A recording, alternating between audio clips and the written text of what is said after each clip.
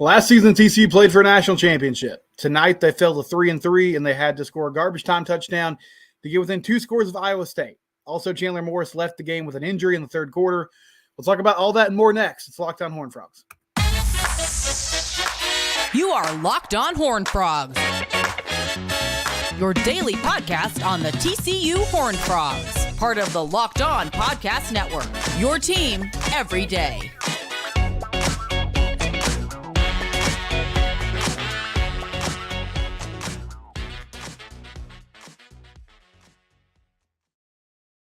Yep, we're live, doing a live post-game show here following just the low moment of the year for the TCU Horned Frogs. TCU falls 27-14 to Iowa State. Tough to know where to start with this, but I think the biggest news of the day, or of the evening, unfortunately, is that in the third quarter, TCU was down 17-7. Offense was struggling, and Chandler Morris on a second and short took the ball on a quarterback draw, looked like a design QB run play, and he put his shoulder down and met an Iowa State linebacker, got the first down, but when he was tackled, the Iowa State defender sort of fell on top of him, and his leg got twisted up under him, looked like a knee injury potentially. He was clutching his knee. He exited the game. He did walk off on his own power. He was on crutches on the sidelines. After that, Josh Hoover took over and played the rest of the football game. And so I'll try to keep tabs on what Sonny Dykes is saying in the post-game press conference. I mean, I doubt he'll give a prognosis, but we'll see just kind of where they're at, what information they have. I'm sure there'll be some test run early this coming week. But this was one of the big fears for this football team going into the season. You know, TCU, they took some big swings and misses at transfer quarterbacks in the portal. And I mean, by swings and misses, I mean not by the people they targeted, but they went after guys in the portal that they did not get, whether it was Walker Howard, Sawyer Robertson. In the high school ranks, they made a late push for Jaden Rashada after he got out of that Florida situation where he was going to sign with the Gators, and ended up landing Chance Nolan, and then Chance left after a few days of fall camp. And so Josh Hoover's the guy, young player from Rockwall Heath. And honestly, Josh looked very limited when he came in the game. His first play, I don't know if it was an RPO or a zone read, but it was a situation where Hoover had to, hand the ball off to Amani Bailey, or him and Amani Bailey had an exchange of the mesh point. He fumbled the ball. But he eventually settled down and made some throws. Now, he threw an interception. He threw another pass that should have been an interception, went right through an Iowa State defender's hands. He settled in and did make some good throws. He did not look completely lost out there, but this offense was horrible tonight. I mean, they scored 14 points, and that last touchdown was when the game was already out of reach, and they scored a late TD to make the score more respectable. But they were down 27-7 for the majority of the third and fourth quarter. And it wasn't like when Chandler went down, they had a 10-point lead and everything just sort of melted down because he left the game. They were trailing by 10 points when he left the ball game. They've scored 14 points in 6 quarters. It's just not working. There's no vertical passing game. There's very limited explosive plays. And because of that, you're seeing teams really squeeze the field, force them to march down the field and move the chains. And it's just not happening. And there's just so many, whether it's mental mistakes or miscommunication, drives are not ending in points. The first 3 drives of this football game, first drive of the game, TCU's moving the ball. They're around midfield. Things are looking good. And Chandler drops back to pass. And I'm not sure what exactly happened. It looked like that he thought J.P. Richardson was, to his left on the play and was kind of sitting in the zone. It looked like he thought JP was going to keep working across the middle of the field. Richardson stopped his route, and he just floated one that was directly in the linebacker's hands. And so immediately TCU turns the ball over on their first drive of the game. And then second drive of the game, they're moving the ball down the field again. They're in the red zone. And on a second and long play, or third down, I can't really remember off the top of my head. But anyway, they're in the red zone. It looked like an Iowa State defender jumped off sides, but no flag was thrown. and it was very nonchalant play. Again, it looked like Chandler thought he had a free play. He throws it behind Dalen Wright, and the Iowa State defender made a good play on it. He just sort of grabbed it and took it from Dalen, but it was caused because the throw was off target, and it was caused because I think they took a chance and took a risk because they didn't think the play counted. And then they had a 4th and 1 on the third drive of the game where Amani Bailey ran into Chandler Morris on the exchange, like the handoff exchange, or Chandler pulled the ball when Amani thought he was going to take it. And he knocked Chandler over. And so they didn't convert on that 4th and 1 as well. So that's 3 drives where you're moving the ball pretty well. One of them was in the red zone, and you come away with 0 points. And I said this on Twitter during the game. I'm like, it's week 6. And I know Sonny Dykes has talked about this multiple times this year. He said, part of the miscommunication issues are they have a lot of different receivers, a lot of talented receivers, and they have a lot of receivers that have just been in and out all year long with injuries. Dalen Wright missed some time over the last month due to an injury, so he hasn't been able to practice. Jalen Robinson's been out the last few weeks. He hasn't been able to practice. Jack Besh and JP Richardson were back. JP's been back for 2 weeks, but those guys have missed practice time. Savion missed some practice time at the beginning of the year. And so he discussed the challenge. They've kind of always been fighting an uphill battle with some of the chemistry, with some of these reads and reacting type plays. But we're halfway through the season, and you're coming off a really bad performance against West Virginia. You can't have empty possessions like this. It doesn't make any sense. It doesn't fly. And I honestly thought, like, for the most part, I thought the play calling today was okay. There were some things that Kendall Briles did that I felt were encouraging.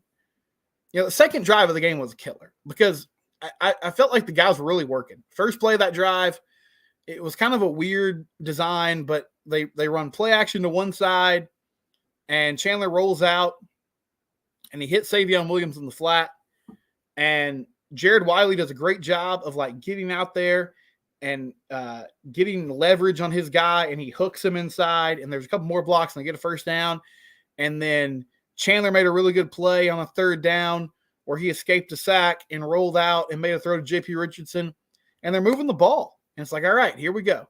You wasted your first drive, but now you're moving the football. And then they throw that interception on whatever down that was where they thought they had an offsides penalty and they didn't. But, like, here's the thing that kills me. Okay, I thought the play calling was better tonight with the exception of some really strange double pass call with about 4 minutes left in the ball game where it looked like TCU had some juice and they're moving down the field. But a offense that is undisciplined, a team that is undisciplined, and a team that just continually can't get out of their own way. Yes, part of that is players have to make plays. Like, players have to execute. They have to get it done. But that also reflects on the coaching staff. Like, you can't have a team continually making miscues, continually making mental mistakes, and giving away points and giving away opportunities. Yes, part of that is on the players, but also the fingers have to point at the coaches too. And last season, it just felt like they did such a good job. And I know, like, last year and this year are very different, but it felt like this coaching staff did such a good job of getting the team ready to play or making adjustments on the fly, making sure that they didn't beat themselves, that they hung in games, they tried to make things happen, and it's just been a completely different story halfway through the season. And you're 3-3 now, and you're this is a team that is now fighting for bowl eligibility. You drop a game against West Virginia last week that you should have won. You dropped a game against Colorado to start the season that you should have won. And then you get dominated by an Iowa State team today that lost to Ohio earlier this year. And I know Iowa State beat Oklahoma State at home, and they've looked better lately. But my goodness, just what a disaster tonight in Ames, Iowa. And, depending on Chandler's health and where this team goes from here, the trajectory of the season has just completely gone off the rails.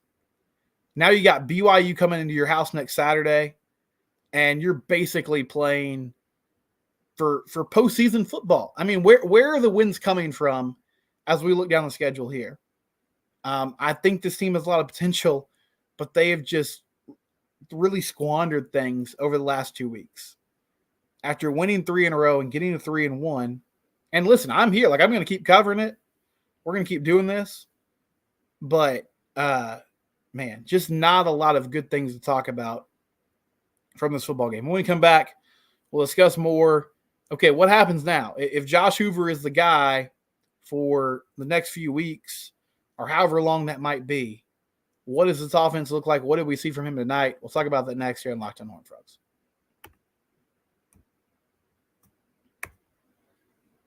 All right, LinkedIn jobs. Go to linkedin.com/LockedOnCollege to post your job for free today. If you're hiring people or if you own a small business, you know every potential hire can feel like a small, high-stakes wager. You want to be 100% certain that you have access to the best qualified candidates available.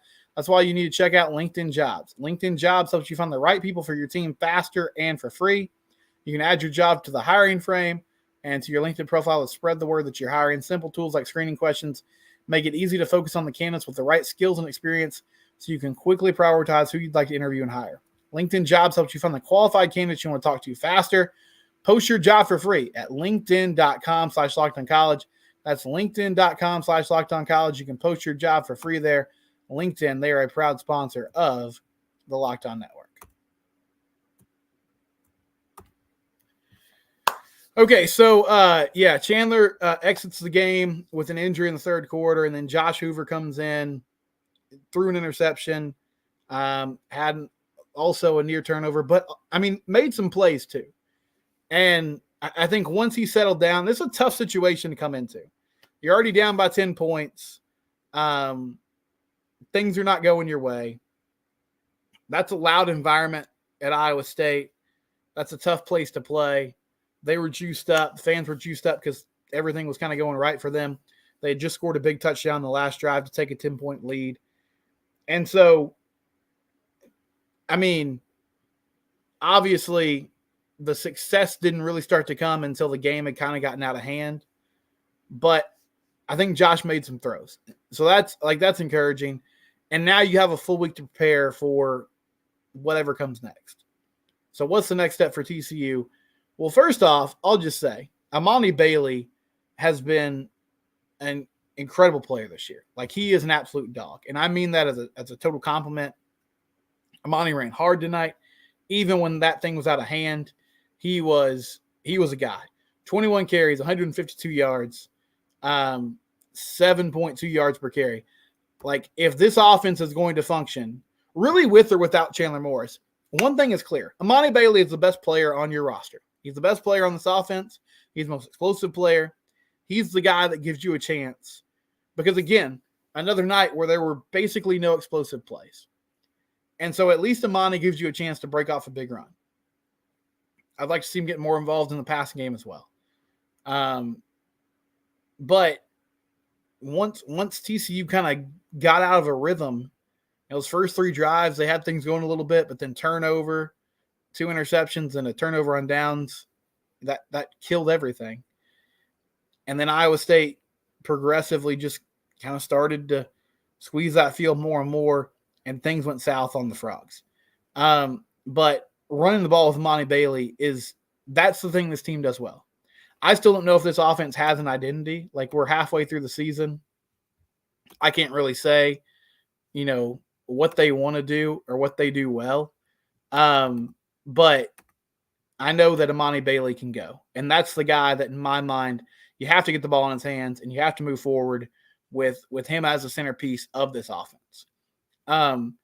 There was one drive in this ball game where it looks like TCU might have a chance to at least make it interesting. I wouldn't go as far as to say that they were, once Josh was in the game, I don't think there was ever really a chance where it looks like they were going to win. But there was one drive where they moved the ball pretty well, and you say, okay, maybe they get in the end zone here, but 4th and goal from, I think, the 4-yard line.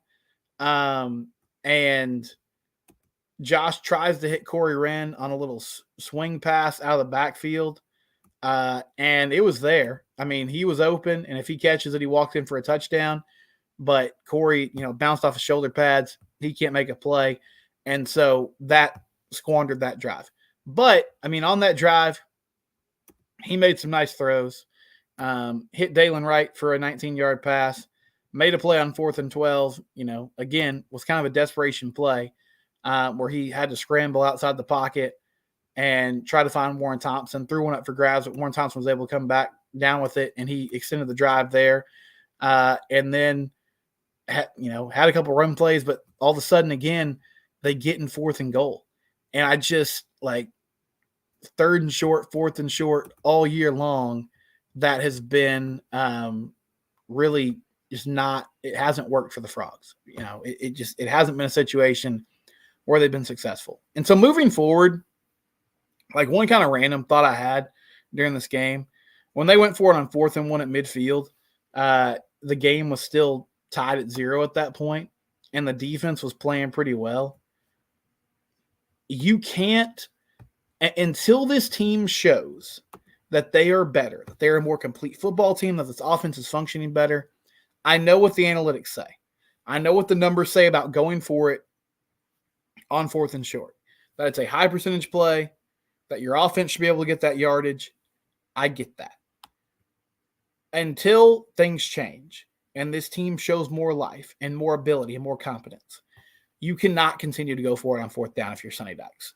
I think that situation at midfield, 4th and 1, I know, I get that. I understand you want to go for it. And it was a weird thing too, because they it looked like they were going to just try to draw Iowa State off sides. Like they did hey, all right, let's clap. Let's run a hard count here. Let's move our guys around the formation and kind of motion people in and out so that it looks like we're going to run a play. And then they don't, but then they actually ran the play. And so it just confusing messaging from this team all around. But I think you're going to have to play more conservatively moving forward. I felt like the defense did okay tonight. Now, giving up 27 points to Iowa State's not ideal. And there were too many 3rd and 4th and shorts that they gave up. But honestly, that game started to kind of get out of hand. And the TCU offense and special teams kept putting their defense in bad situations. And things kind of snowballed on them. But that game could have gotten a lot uglier. They were bust. I mean, that 50-yard touchdown run was bad. Letting Iowa State get in the end zone too much. I mean, that's a team that you got to try to force field goals and extend the game. But overall, I thought the defense kept them in the football game. And it was another week where that group seems to be trending well, even though lately they played some offenses that are fairly limited. Overall, though, just such a bad performance in Ames, Iowa tonight. And tough to come away with a lot of positives. Receivers got to get open. I mean, there's just no separation. Teams are just rushing 3 and 4 people, and they're able to eventually get to the quarterback because nobody's getting free. Nobody's making plays. Warren Thompson had 2 catches for 35 yards. That was your leading receiver tonight.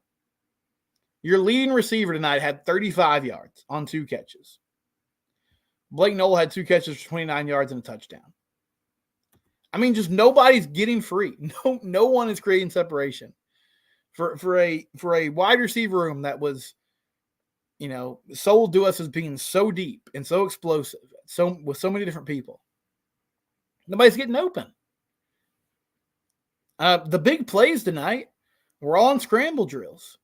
The touchdown when Chandler was in the game, 3rd and 3 down near the goal line, nobody's open. Chandler, avoids the rush, breaks out of a tackle, rolls to his right, and finds somebody in the end zone. But it was a scramble drill. And a couple drives before that, like a big play, J.P. Richardson, it was, okay, breakdown and coverage. He hit Savion Williams on that touchdown.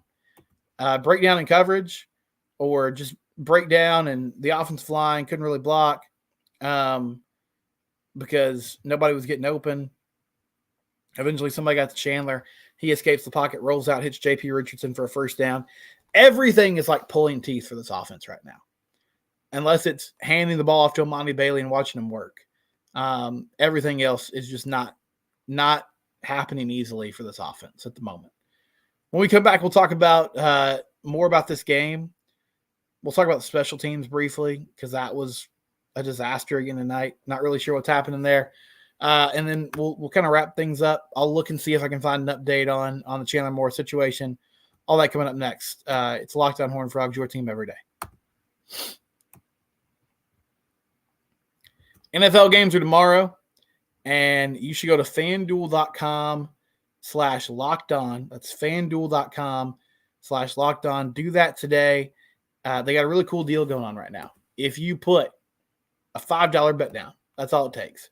$5 bet, you can get up to $200 in bonus bets, guaranteed.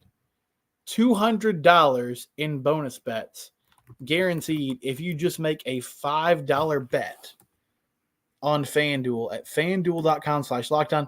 FanDuel also has a great app that is easy to use, and it's accessible, and you can bet on player props, money lines, anything and everything you'd be interested in. FanDuel.com/lockedon, or download the FanDuel app today. Do that if you want to bet on games. FanDuel, official betting partner of the National Football League and sponsor of the Locked On Network. So Mac Engel is at the postgame press conference right now, and he just said Sonny has no update on Chandler Morris. So nothing to say there. I'm sure they'll run tests and do everything they need to do to get a prognosis on Chandler early in the week, and then I guess we'll go from there. Not a lot to say tonight, man. I mean, this is pretty embarrassing. And I don't want to single out individual players. I don't want to support the player. I want to support the players, like I do. And I want to be optimistic about the talent on this team. But I mean, they were in the national title game last year, and we're a far, far cry from that. And it's not even about comparing last year to this year. It's just there was so much momentum after that season. It just feels like you've missed huge opportunities here to continue that as a program. And I don't have great answers for why that is. But TCU falls to Iowa State 27-14 tonight. One of the many things that is just puzzling about this team and that they're struggling with right now is special teams. Like, I know this is, it's not a small thing because I think it really affects the game. But it's probably not the thing that everybody is first on everybody's mind. I wouldn't say it's the most glaring issue by any means for this team. But Jordy Sandy's got to flip the field occasionally. Like, they're just not doing it. All these punts are short. They're not able to pin people deep. They're not able to flip the field. And when your offense is struggling, that shows up in a big way. Because when you give opposing offenses like Iowa State and West Virginia short fields and the ability to go down and score, then things pile up on you in a hurry. And so that's got to be better. Griffin Kell didn't get a field goal attempt tonight. He did have a kickoff out of bounds that set Iowa State up with a good field position. But that's just another area where this team is really failing at the moment. And, I mean, gosh, I guess I should have said this first. They also had a blocked punt. It was tied at 7 with about 54 seconds left. TCU's backed up. They had a 3rd and 6. Chandler Morris. This was, a situation where Chandler could have run and gotten a first down, but he decides to throw the ball, made Trevor Hart on a pass. It's incomplete. So TCU has to punt. And Iowa State had a chance to go score before half, but TCU punts and it's blocked, and Frogs defense is able to hold Iowa State to a field goal. But because of that, you're down 10-7 at halftime. And so you're just giving points to the opposing team with your special teams unit, which is not ideal. But no update on Chandler Morris. So we'll keep tabs on that through the week. Really rough loss for the Frogs tonight. And, yeah, I'm sorry if I'm kind of throwing up my hands here, but I really am pretty flabbergasted by all this. But I'll be here. We'll be covering this team. They play BYU next week. And, I mean, I'm ready to talk about it, win or lose. And we'll have plenty of updates on Chandler Morris and more. It's Locked On Horned Frogs. It's your team. We do it every day.